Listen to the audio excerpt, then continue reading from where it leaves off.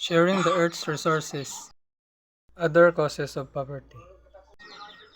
War and armed conflicts disrupt the people's livelihood and all of productive activity. Like sa gubat sa Israel ug sa Hamas, naguba ang ilang panginabuhian tungod sa away.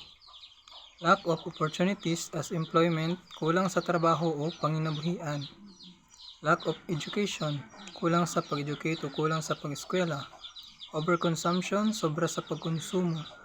Greed, kasakiman or selfish.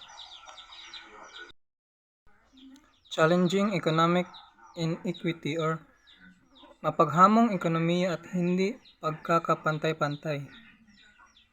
Resolving and transforming conflicts, paglutas at nagbabago na mga salungatan. Conflict is from a Latin word conflictus, which means striking together. It occurs when one's actions or beliefs are unacceptable to and are hence resisted by the other. It can occur in dyads, groups, or larger societal structures. What prevents us from resolving our conflicts? O unsa ang mga hinungdan o nagpugong kanato sa pagresolba sa panaglalis o panag-away?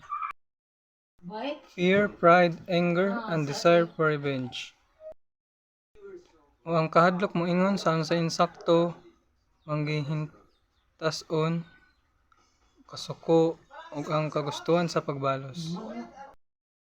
Indifference or apathy, walang pakialam o kawalang interes. Lack of common interest, kulang mo sa interes sa usa't usab sa nagka-conflict. Lack of communication, kanang kulang mo sa panagstorya sa usa't usa, wala mo nagkasinabtanay. Anger is not merely irritation or disappointment, but a combined feeling of disappointment, anxiety, and indignation that signal our body to prepare for fight. How do we manage our anger? O unsaon na to pagdala sa atong kasuko? Recognize that you are angry o ipakita nga nasuko ka. Distance yourself from the situation o distansya na lang ka sa sitwasyon. Release anger physically in direct forms.